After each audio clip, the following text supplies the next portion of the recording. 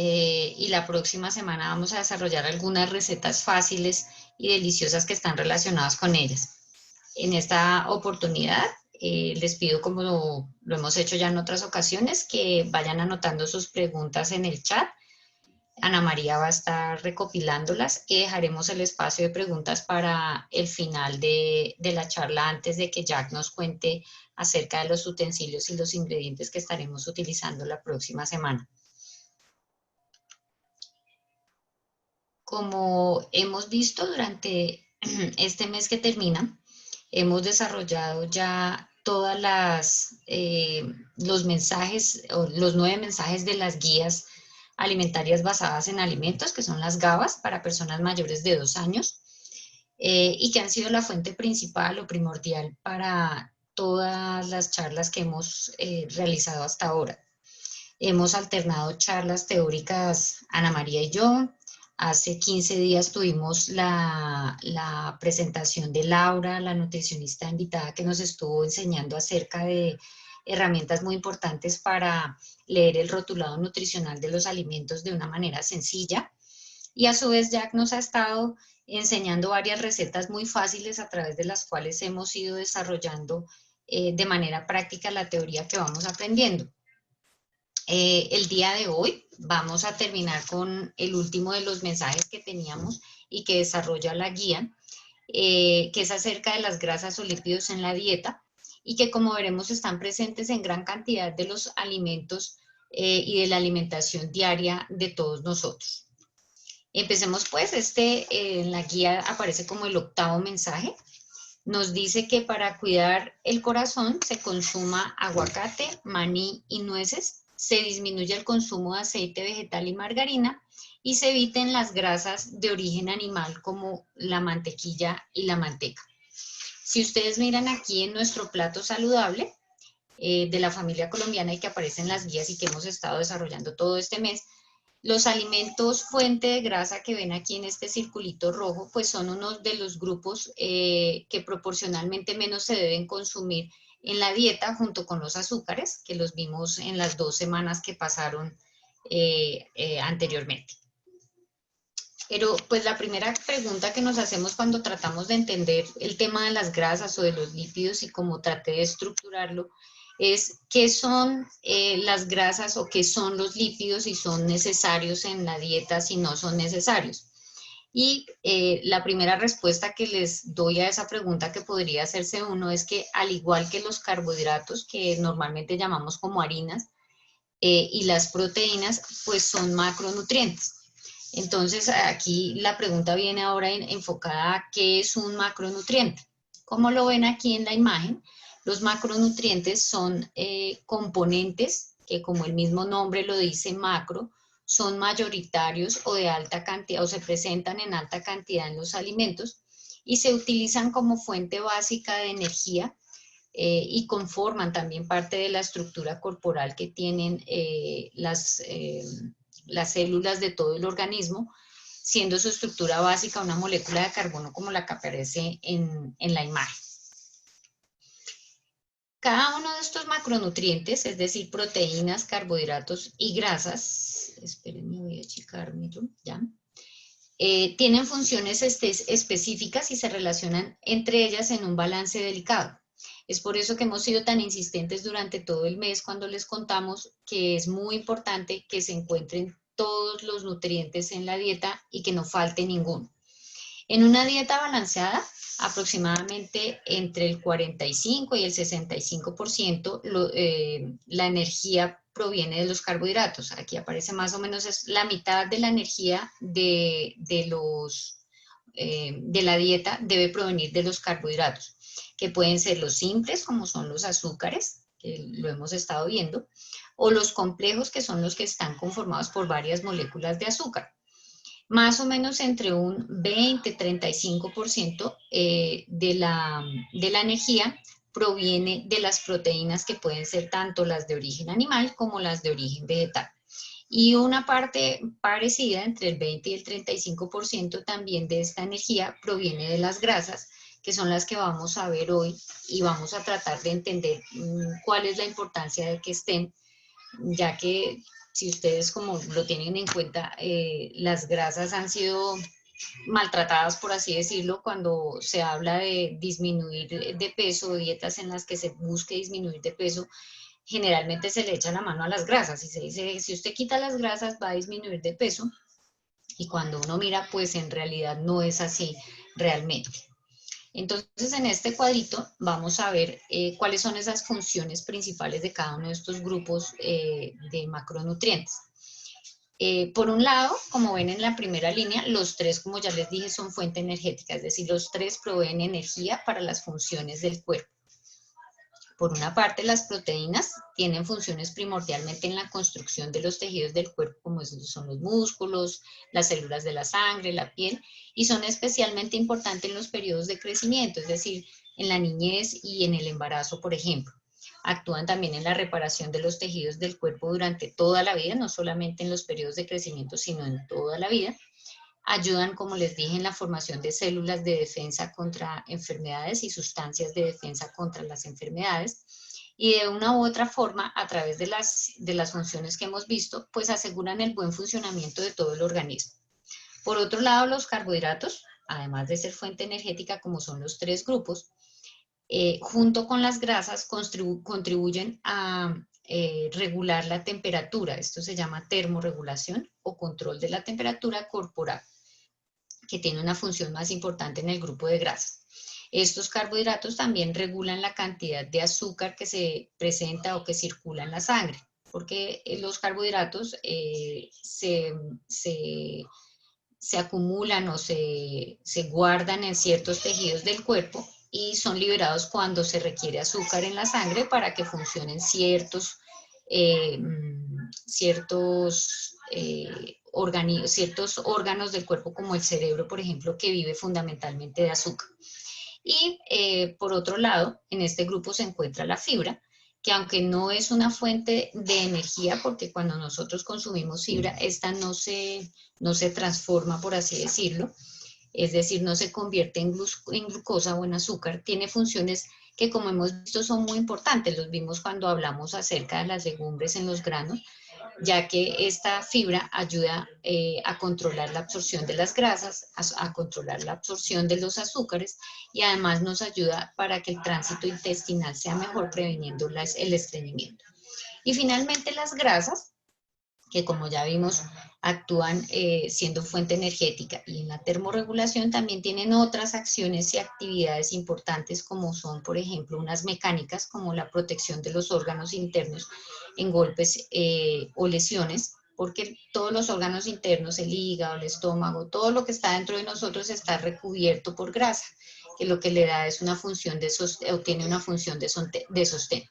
Por otro lado, hacen parte de las vitaminas liposolubles, es decir, las vitaminas que tienen en su composición grasa, que son la vitamina A, la D, la E y la K, y ayudan a que se absorban las mismas grasas para conformar estas vitaminas.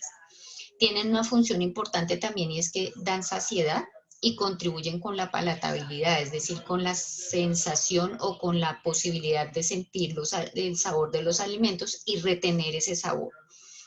Tienen una parte muy, muy importante, y es que hacen parte de todas las membranas celulares, de absolutamente todos los órganos que tenemos, y además hacen parte de las hormonas masculinas y femeninas. Todo este como recorrido es para que se den cuenta que las grasas no son fácilmente intercambiadas por ningún otro macronutriente o por otro nutriente, porque sus funciones son específicas de ellos.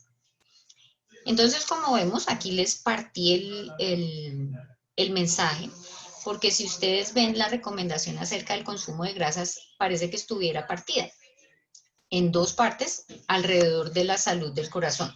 Por un lado, nos estimula a que aumentemos el consumo de ciertos alimentos, allí aparecían el aguacate, el maní, las nueces, y por otro lado nos estimula o nos desincentiva más bien el consumo de otras fuentes de grasas, como son las de origen animal, que se encuentran en la manteca, en la mantequilla, incluso en parte de las carnes. Veamos entonces por qué las guías hacen esta distinción. Aquí encuentran los ácidos grasos, esta es una imagen grande que uno la ve primero y se asusta, entonces yo les quité un pedacito para que no se asusten. Entonces, estos lípidos o grasas, que también de manera química se llaman ácidos grasos, los podemos dividir en dos grupos, los ácidos grasos saturados y los ácidos grasos insaturados, que muchos de ustedes ya los deben haber escuchado.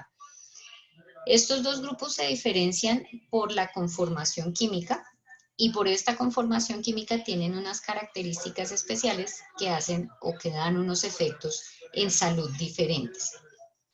Entonces miremos cuál es esa diferencia.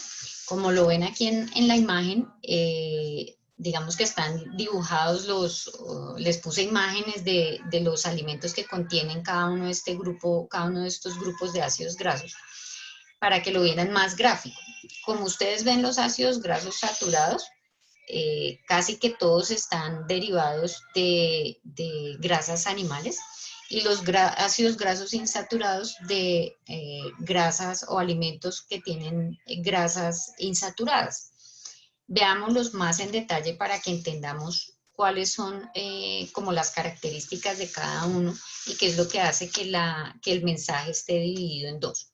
Entonces, por un lado, las grasas saturadas, generalmente, si las vemos por sus características físicas, son sólidas a temperatura ambiente, las calentamos, se vuelven líquidas, pero cuando vuelven a estar nuevamente a temperatura ambiente o cuando se enfrían, se endurecen otra vez. Eso es como lo que usaban hace tiempo, ya no lo usan tanto como las mantecas. Su origen normalmente es animal y está relacionado con efectos perjudiciales para la salud cardiovascular, ya que se relacionan con la formación de ateromas, eso es la aterogénesis, es la formación de placas de grasa, por así decirlo, o sea, una parte de ellos es grasa, en las arterias que pueden disminuir el flujo de sangre a través de órganos vitales o incluso impedir el flujo, como en el cerebro, como en el corazón, y puede producir infartos o incluso la muerte. Este tipo de grasa se encuentra principalmente en alimentos tales como la mantequilla, los aceites de origen animal, la manteca, en las carnes, en la piel de las aves, por ejemplo, se puede encontrar debajo de la piel de las aves.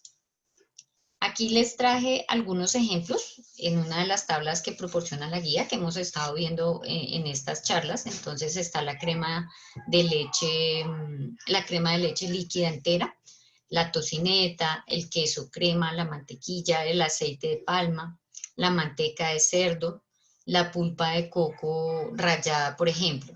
Como ven acá, ya son fuente, o estos alimentos son fuente de grasas saturadas. Veamos ahora un poquito más adelante qué sucede con las grasas o los ácidos grasos insaturados. Por una parte, estos ácidos grasos insaturados, como ustedes ven en la imagen, se divide en monoinsaturados y en poliinsaturados. Esto es según la construcción química que tenga. No vamos a ahondar en la construcción química, sino más allá en las características o funcionalidad que les da esta composición química. Y básicamente está dado por el número de algo químico que se llama una insaturación, que les va a dar algunas características diferentes. Entonces, unos tienen una sola insaturación, por eso se llaman monoinsaturados, y otros tienen varias insaturaciones y por eso se llama poliinsaturados. Como les había dicho, estas grasas insaturadas normalmente tienen su origen en alimentos de origen vegetal, están relacionadas con efectos benéficos, contrario a las grasas saturadas, porque tienen un papel antiinflamatorio, perdón, un papel hipolipemiante. Hipolipemiante quiere decir que disminuye algunos tipos de grasas en la sangre, y porque tienen un efecto antitrombótico. Antitrombótico se refiere a la disminución en la formación de trombos, porque hay una menor adhesión de unas células que se llaman plaquetas y que son las que forman los trombos en la sangre. Se encuentran, como les dije, en alimentos de origen vegetal, como el aguacate, los frutos secos, pero también se pueden encontrar en los pescados de aguas frías o pescados azules o marinos, como también se llaman, como son el salmón, el atún, por ejemplo, que ustedes también deben haber escuchado ya en algún momento. Dentro de este grupo de ácidos grasos insaturados también se encuentran unos ácidos grasos que ustedes deben haber escuchado, que los ven acá, que son el omega 6 y el omega 3. Yo creo que los han escuchado mucho y sobre todo por la mercadotecnia, porque se venden muchísimo, como en el mercado, los suplementos de ácidos grasos omega 3 y omega 6. Como vimos, principalmente se encuentran en aceites vegetales, principalmente el omega 6, que ustedes ven es monoinsaturado, se encuentra principalmente en los aceites de origen vegetal, mientras que los omega 3 se encuentran principalmente en los alimentos que les dije, que son los peces de aguas frías, como el salmón y el atún, por ejemplo. Estos omega 3 se convierten en unas sustancias que ustedes deben haber visto si tienen niños pequeños. En la lata de la leche de los niños dice enriquecido con EPA y con DHA, porque están relacionados con funciones relacionadas con el crecimiento y el desarrollo del sistema neuronal.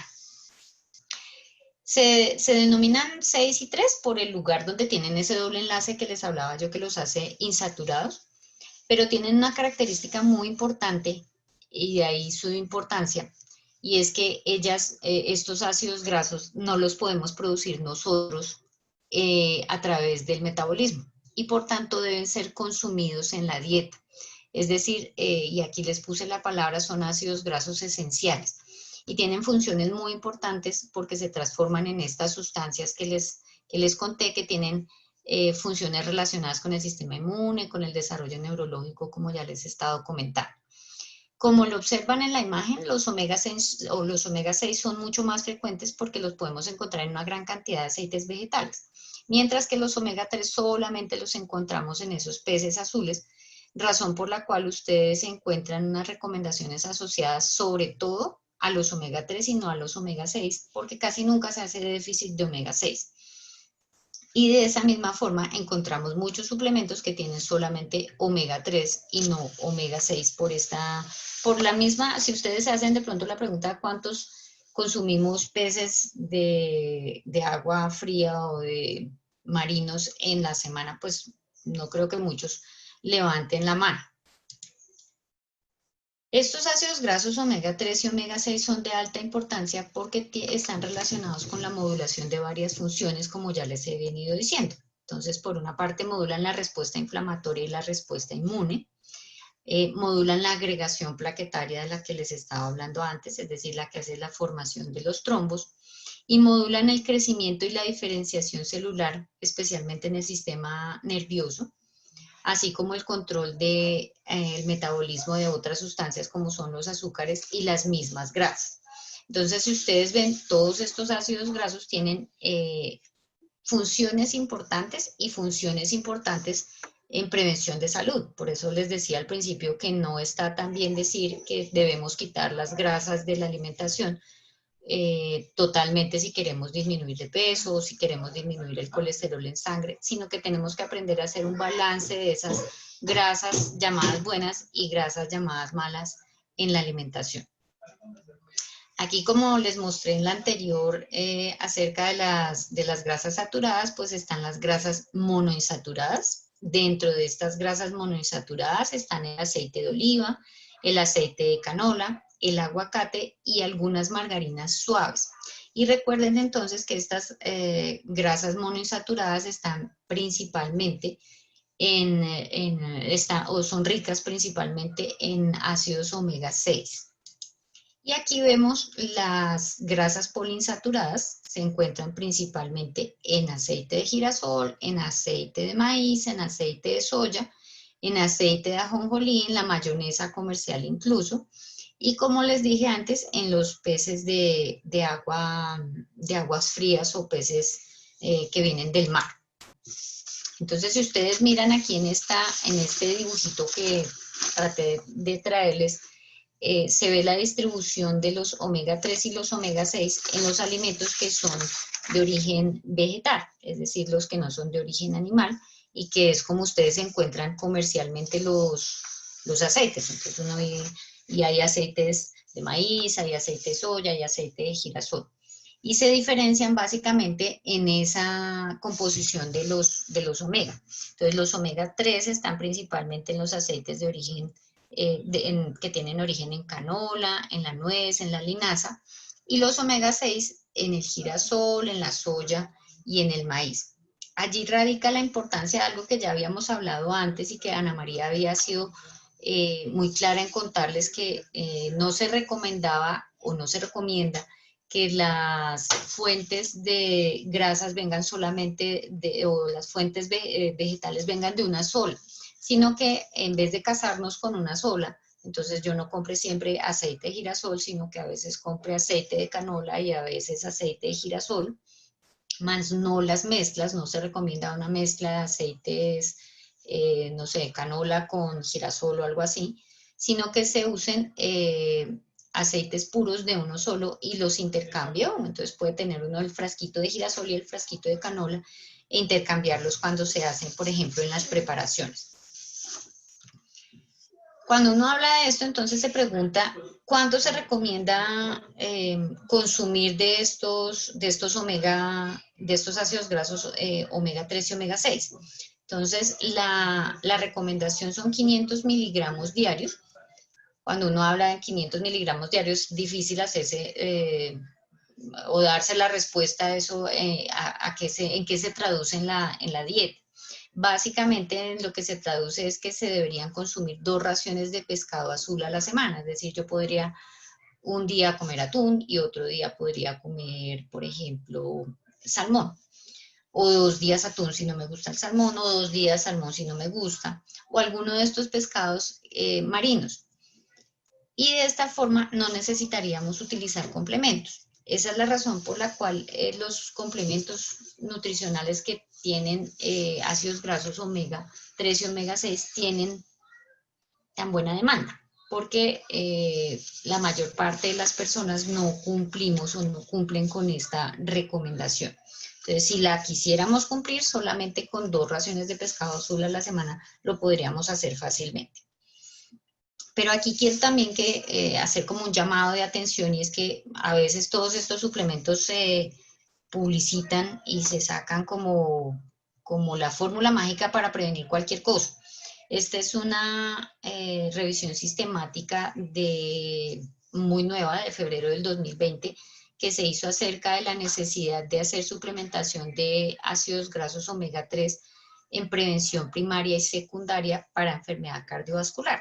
Prevención primaria y secundaria primaria se refiere a personas sanas, es decir, utilizar un suplemento para que yo no me enferme.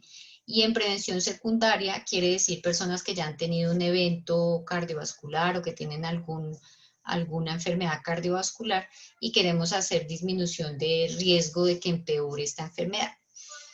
Existe una gran controversia alrededor de ellos y siempre, como les digo, la comercialización de los suplementos ha influido mucho en esta controversia. Como lo ven aquí, estas evidencias dicen que la evidencia científica o el cuerpo de la evidencia científica da una recomendación de leve a moderada con respecto a la necesidad de suplementarlo en la población sana, es decir, esa prevención primaria. Y hay alguna evidencia un poco mayor que respalda la suplementación en prevención secundaria, es decir, si yo ya he tenido algún evento, es decir, yo he tenido un infarto, yo tengo ya enfermedad coronaria establecida, para tomar la opción de usar un suplemento. Sin embargo, y como se los hemos resaltado en todo este curso, pues es muy importante primero consultar con el médico, hacer un examen y una historia clínica claras para saber además cuál es mi consumo dietario y saber si necesito o no necesito una suplementación, y por tanto este manejo es individualizado y no es como querer decirles acá que todos necesitamos hacer suplementación, sino que se debe hacer una consulta con su médico tratante para saber. Por otro lado, existe un grupo más que ustedes también deben haber escuchado, que son las grasas trans. Las grasas trans, aunque son grasas insaturadas, es decir, de las grasas que hemos venido hablando que son buenas, a través de un proceso industrial que se hace y en el que se les adiciona una molécula de hidrógeno, con el objetivo, ¿cuál es el objetivo de hacer esto? Aumentar o mejorar el sabor, resaltar el sabor y alargar la duración de los alimentos, pues se le cambian sus propiedades y su conformación química y se convierten en grasas trans. Se ha encontrado que estas grasas son particularmente peligrosas para la salud cardiovascular porque aumentan el riesgo de enfermedades cardiovasculares y el desarrollo de enfermedades, por ejemplo, como la diabetes mellitus tipo 2 e incluso el cáncer. Se pueden encontrar en alimentos procesados principalmente, como los que se usan en pastelería, en las salsas, en los aderezos, por ejemplo. Aunque la mayoría de las margarinas actualmente se someten a unos procesos diferentes en su producción, eran de las que más grasas trans tenían. Si ustedes miran ahora uno cuando hace la compra de margarinas o de productos de pastelería, generalmente las empresas se curan en salud diciendo que son libres de grasas trans y han tratado de cambiar ese proceso industrial para no utilizarlas. Entonces, después de entender un poco más profundamente acerca de la definición, de la estructura, de las funciones, de los tipos de las grasas, pues llevemos o veamos cómo podemos llevar a la práctica esta recomendación que nos hacen las guías. Una recomendación general para cumplir la mitad del mensaje que se relaciona con la disminución de algunos tipos de grasas, es decir, como ya vimos las grasas saturadas, puede ser como primera medida disminuir al máximo el consumo de preparaciones fritas, dentro y fuera de casa, es decir, lo que hacemos en casa y lo que comemos fuera de casa.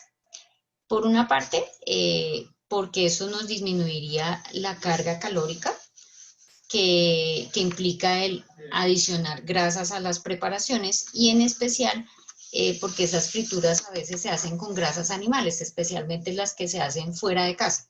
En casa yo puedo estar segura de comprar este tipo de aceite poliinsaturado, pero afuera no estoy muy segura de si son este tipo de grasas. Así, sería ideal que nosotros tratáramos de preferir preparaciones guisadas, sin aceite, salteadas, a la plancha, asadas o al vapor.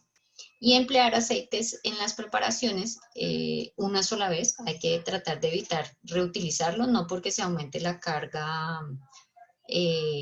calórica o la carga de aceite malo, sino porque se producen unas sustancias, unos compuestos que son dañinos no solo para la salud del corazón, sino que también se han relacionado con la aparición de células malignas predecesoras del cáncer. Adicionalmente, otras de las recomendaciones son consumir frutos secos. Eso lo hemos hablado varias veces durante las charlas. Ana María también la habló cuando hablamos en el módulo de proteínas. Se pueden usar el maní sin sal, las nueces, los cacahuates, las almendras, el marañón, los pistachos, porque pueden conformar una buena opción para los pasabocas y para las meriendas. Pero aquí también quiero hacer énfasis en que se debe hacer en las cantidades bajas y recomendadas que les hemos mostrado, porque ellas también son fuente calórica. Entonces, si yo me consumo un paquetico de los que venden comercialmente de maní completo porque tengo mucha hambre, a mí me dijeron que en las meriendas podía utilizar frutos secos porque eran muy saludables, pues igual un paquetico de esos tiene como 300 calorías, y si yo estoy tratando de bajar de peso o mantener el peso, pues esos paquetico diario con 300 calorías le suman a esto que ya estoy consumiendo en el día. También se recomienda incluir aguacate en la alimentación, que ya vimos que tenía ácidos grasos monoinsaturados, pero también debe ser en las porciones adecuadas. Entonces, si yo compro un aguacate como el que está en la imagen grande, pues más o menos se consume una tajadita o un octavo de este aguacate. Y si consumo un hass, pues la mitad es suficiente. ¿Por qué? Porque también son fuente de calorías, o sea, por tener grasas son fuentes de calorías que si estoy buscando bajar de peso no me van a ayudar. Por otro lado, moderar el consumo de la margarina, porque aunque es de grasa vegetal, pues la idea es consumirlo en cantidades pequeñas también por la carga calórica. Algo que olvidé decirles antes es que las grasas tienen casi el doble por gramo de alimento de calorías comparado con la proteína y los carbohidratos. Entonces, por eso es que a veces se requieren un poco menos en una dieta balanceada. Evitemos también el uso de grasas sólidas, eso casi ya no se utiliza, pero todavía las hay, la manteca, la mantequilla, porque normalmente son grasas saturadas que, como vemos, son perjudiciales para la salud cardiovascular. Se recomienda también el uso de aceites vegetales de un solo ingrediente, no las mezclas como les dije antes, porque son menos saludables y en lo posible se deberían alternar según la fuente, como les dije, a veces de maíz, a veces de girasol, a veces de soya. Cuando hablamos de productos de panadería, pastelería, las galletas, los helados, los productos de paquete, pues debemos pensar que este tipo de productos contienen altas cantidades de grasa, que generalmente son grasas trans y generalmente también son grasas saturadas. Por eso también se recomienda disminuir su consumo. Recuerden, como les hemos dicho antes, no es que ningún alimento sea malo, ni tampoco ningún alimento sea bueno y sea milagroso.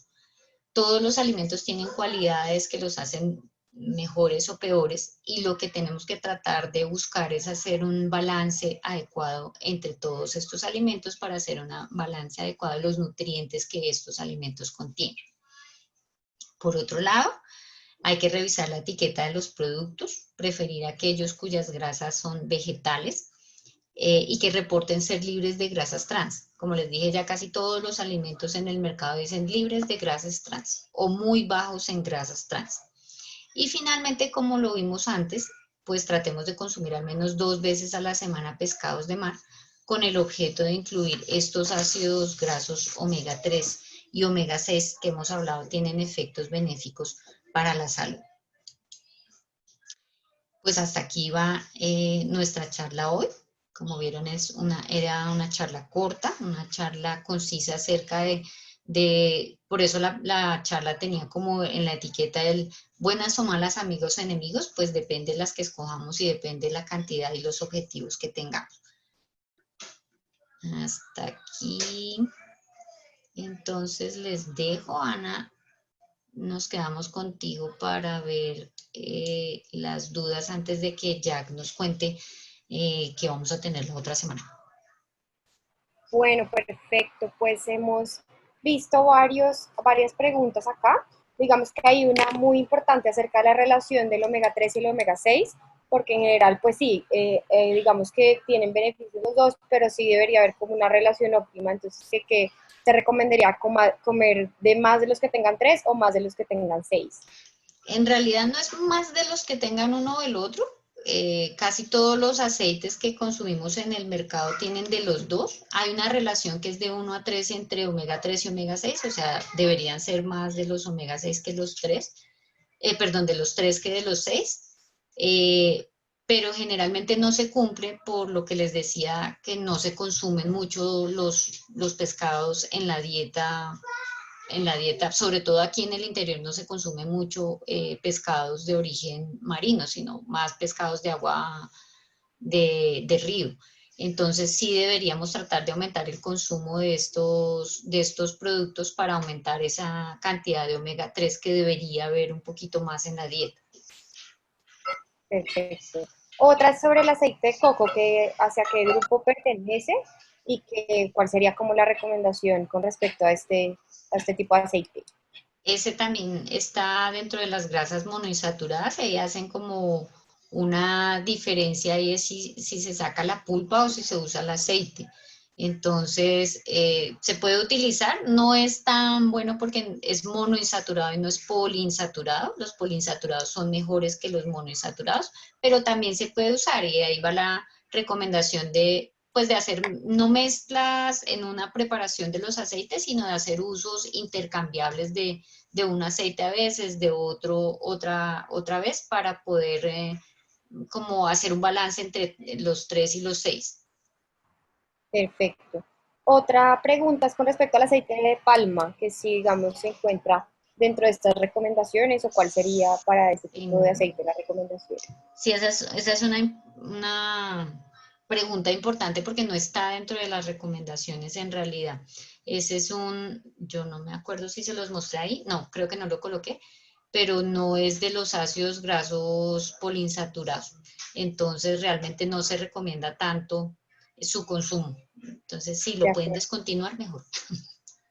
Sí, acá había, es importante también mirar como todas esas presiones de la industria, porque recuerdo hace muchos años que hubo cuando salió el aceite de oliva, el boom, el aceite de palma hizo una campaña también, digamos, desprestigiando, entre comillas, pero era por el interés comercial. Entonces, digamos que siempre nosotros como consumidores tenemos que ser responsables al ver como que siempre van a haber esos intereses comerciales por detrás de toda esta marketing, y pues la idea es tener información clara de cada uno de los productos.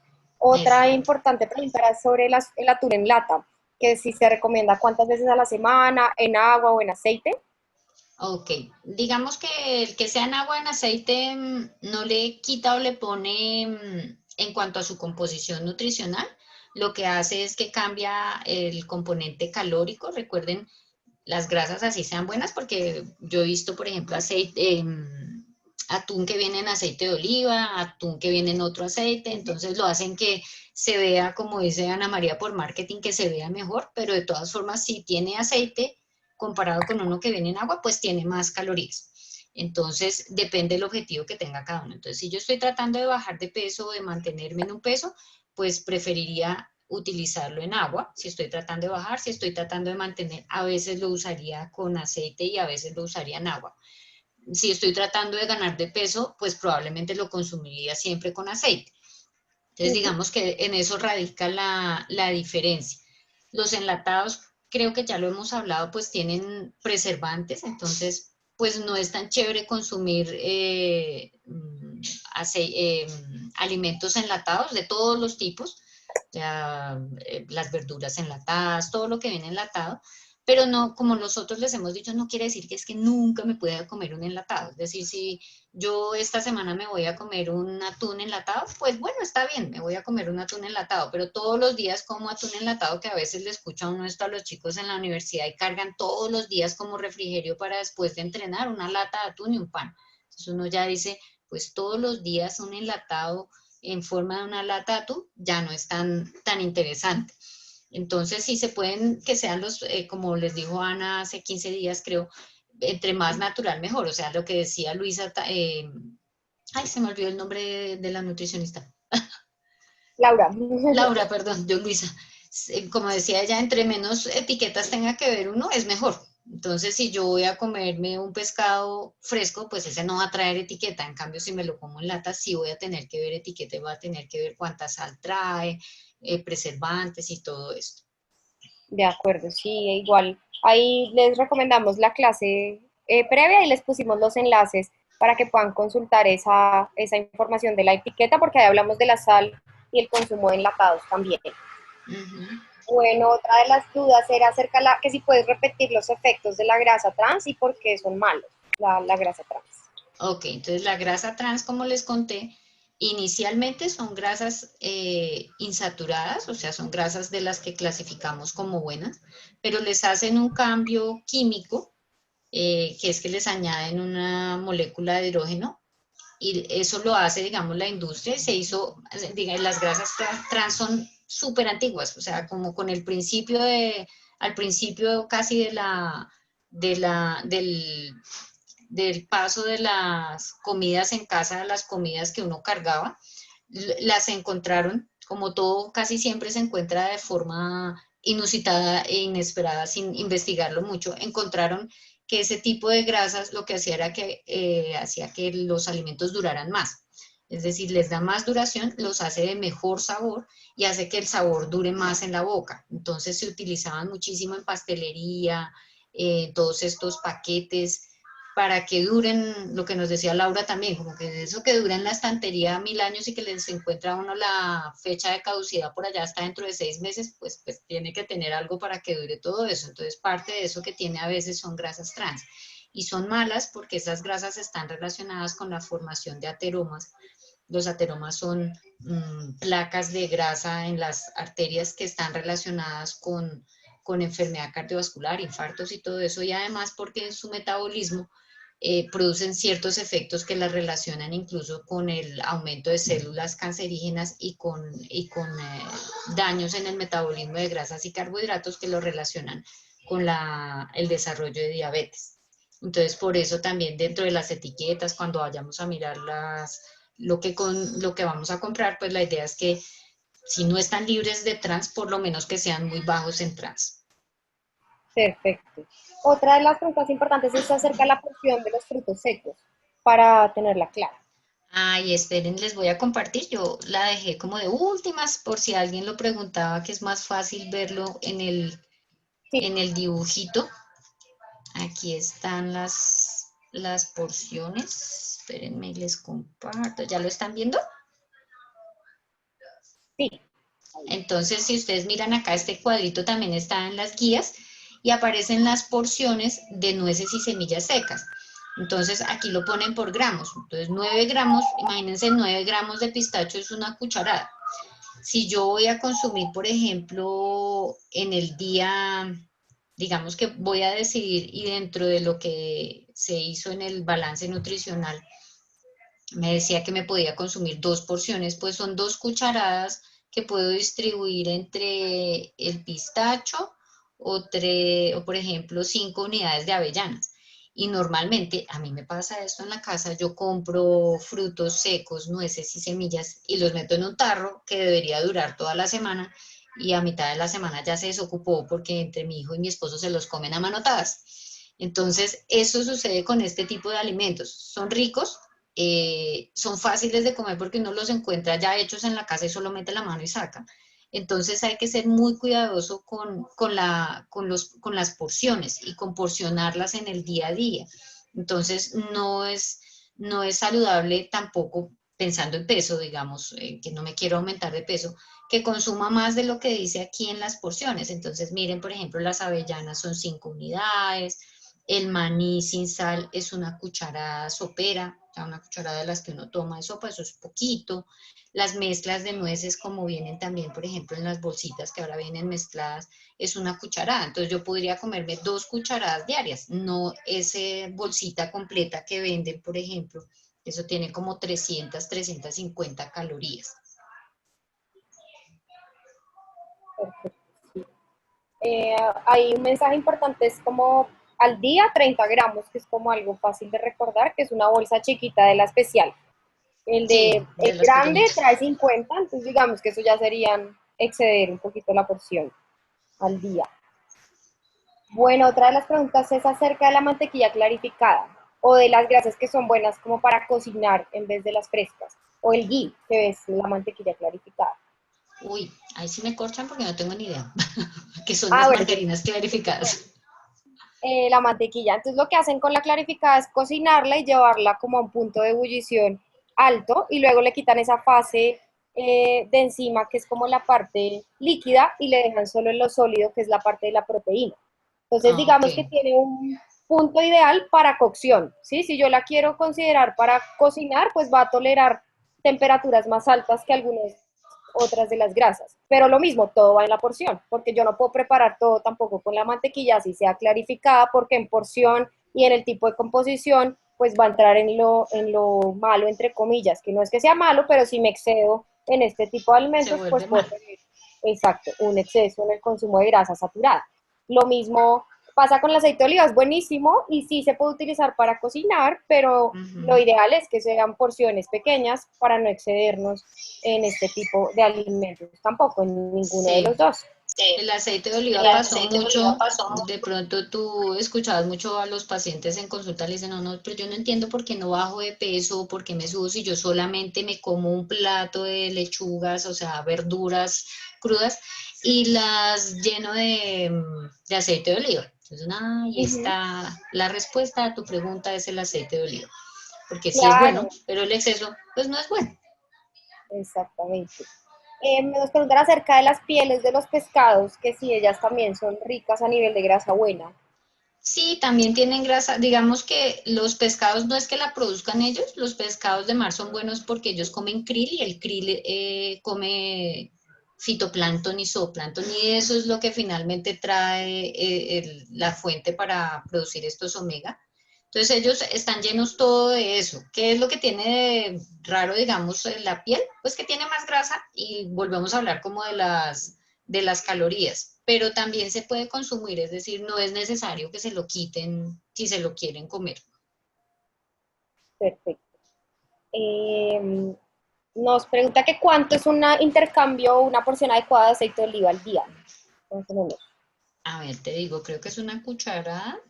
Aquí yo tengo el aceite de oliva, espérense, los muestro Igual ahí les también. pusimos el enlace de la guía para que también Sí, consulten el es cuadrito de las... una, es una cucharada casera, o sea, una porción que son 5 gramos, es una cucharada sopera. Entonces, pues, eso es lo que podría utilizar uno en una ensalada, ¿no? Ajá. Más o menos.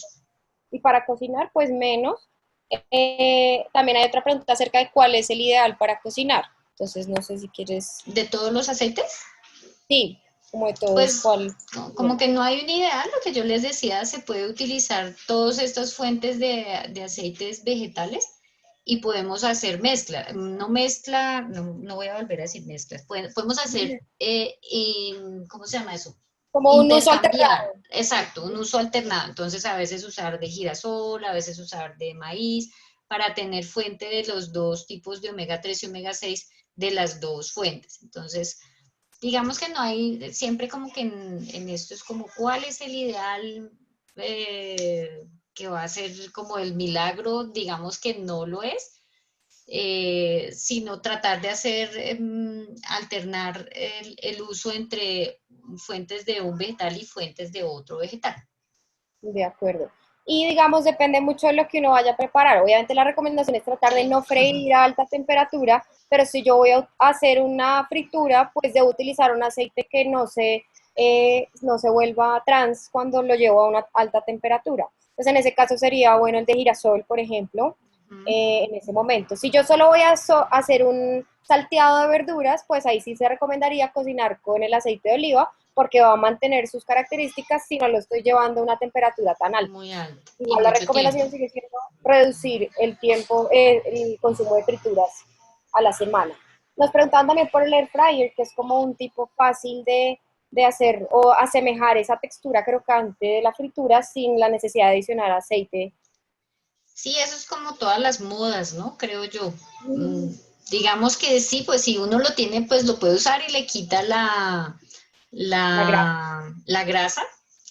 Eh, pero pues si yo estoy tratando de bajar de peso o quiero mantener un peso al que he logrado llegar, eh, puede ser como un engaño decir, entonces voy a hacer la papa, el plátano, todo en el air fryer porque es libre de grasa, que era lo que les decía al principio, o sea, siempre le echaron la culpa a la grasa de que era la que engordaba a las personas, o sea, si yo quitara toda la grasa, de todas formas no voy a bajar de peso si no disminuyo también el consumo de carbohidratos. Entonces, sí, se puede usar, no es mal usarlo, está bien usarlo, disminuye un poco el consumo de grasas y el uso de grasas, pero pues tiene que estar balanceado todo lo que se cocina dentro del air fryer para, según el objetivo que yo tenga. Sí, de acuerdo. Y lo que dice Julia es importante, que ahora todo el mundo está haciendo todo en el air fryer, y pues de pronto si uno tiene el hornito también funciona muy bien para hacer algunas de las cosas y no necesariamente todo tiene que ser en air fryer, aunque algunas Ujú. cosas sí quedan muy bien ahí, pero pues depende de lo que se esté cocinando, obviamente. Nos preguntan acerca del cuero del pollo asado, que si no se debería comer. Deberían no asarse con el pollo, con el cuero, ni cocinarse con el cuero, porque, por ejemplo, si yo pongo el pollo a asarlo o a cocinarlo con el cuero, igual ya lo cociné con la grasa puesta, digamos.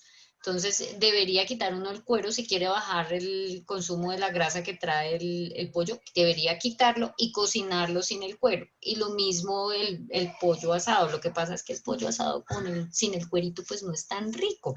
Sí, sí, de Entonces, es lo consumo, mismo, es como si me consumo. como un pollo asado a la semana, me voy a engordar. No, no te vas a engordar si te comes un pollo asado a la semana y te comes el cuerito y no tienes ninguna enfermedad adicional y tú tienes una dieta balanceada y haces ejercicio, pues no es un pecado.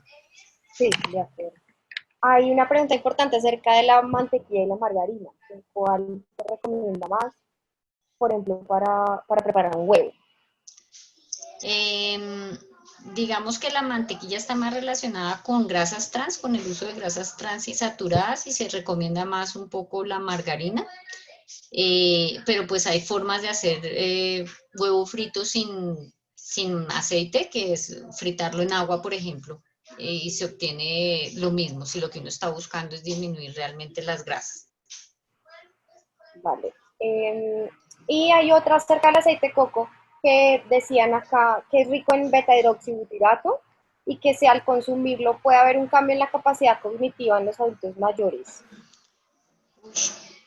No sé de evidencia que diga que lo tenga que consumir uno. Eso es como cuando empezaron a darle también un gran boom a otros, que no voy a decir cuáles otros componentes para el Alzheimer.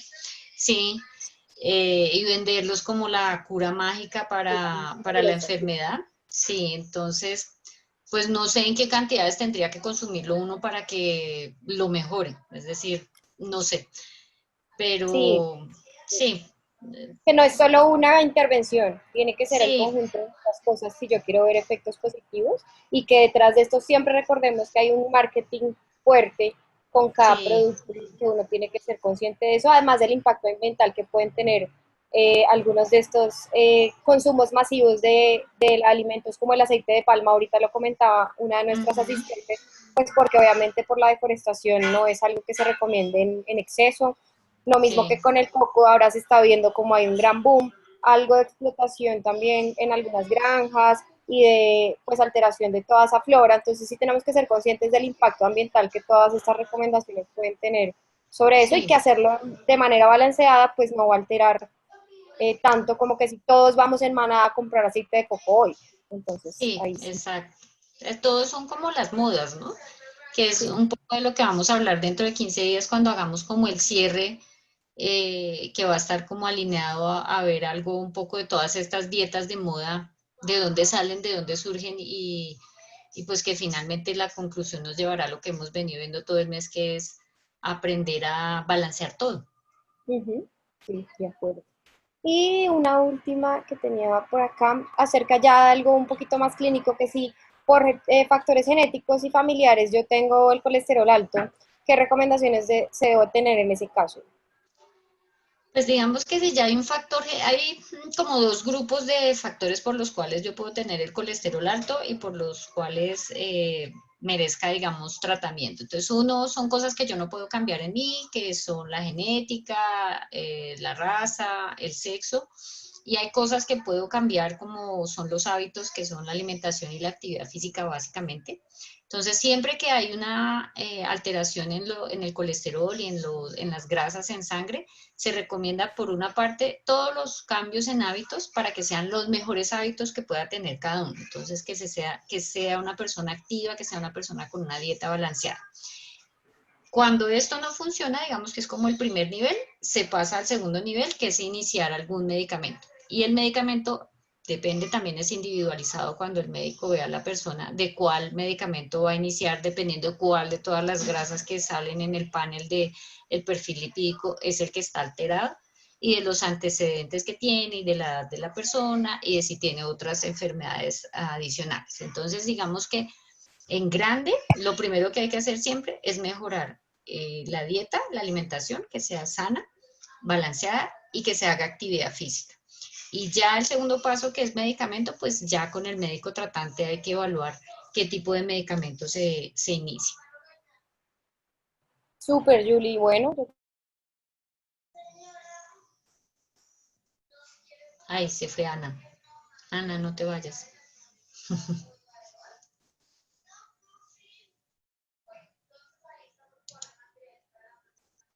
Se te fue, creo que el micrófono.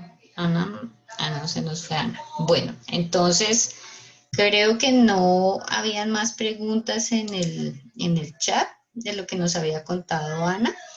Le pediría a Jack que nos cuente, nos haga como el abrebocas de lo que vamos a tener la próxima semana. Claro, hola, ¿cómo están? Entonces, dijimos que íbamos a hacer un poco diferente la dinámica, entonces con base en lo que vimos hoy, pues vamos a hacer un aguachile de trucha. Para eso necesitamos que tengan el filete de trucha, cilantro, limón. Les mandaremos los ingredientes como con anticipación. Haremos también un postre que será un pudín de chocolate semi amargo y tendremos de plato fuerte una pasta al pesto. Que para la Súper rico. pasta al pesto necesitaremos como miga de pan, pueden cambiarlo por almendras, vamos a tener también un tema de aceite de oliva, vamos a hablar en los videos bastante del tema que estaban como preocupados de qué tipo de grasa utilizar para el tipo de cocción desde el punto de vista de la cocina, no de la salud, sino pues digamos qué pasa con el aceite de oliva extra virgen si lo utilizamos en cocciones o frituras y cuándo es mejor utilizar aceite de oliva en cocciones y en qué tipo de preparaciones. Súper, Jack. Esto va a estar muy rico. Recuerden que los utensilios y los ingredientes los enviamos, el primer envío de esta información es el martes. Jack hoy nos regala toda esta presentación, nos la envía a nosotros y el equipo hace la producción de las piezas para que el martes llegue por correo de la Vicerrectoría de Servicios y Sostenibilidad. Y el jueves en la mañana nuevamente les recordamos otra vez los utensilios por si a alguien le faltó alguna cosa. Pues a todos muchas gracias por su participación. Ya gracias Ana María, gracias al equipo de Conéctate, a la Vicerrectoría, a la Decanatura que siempre están tras bambalinas apoyando este espacio para que todos ustedes puedan aprender y divertirse mientras aprenden. Muchas gracias para todos. Gracias, Julie. Aquí me han una pregunta sobre Señora. si queremos estar contigo. Entonces les dejé el correo de salud. Ay, perdón. Y tus perros se enloquecieron.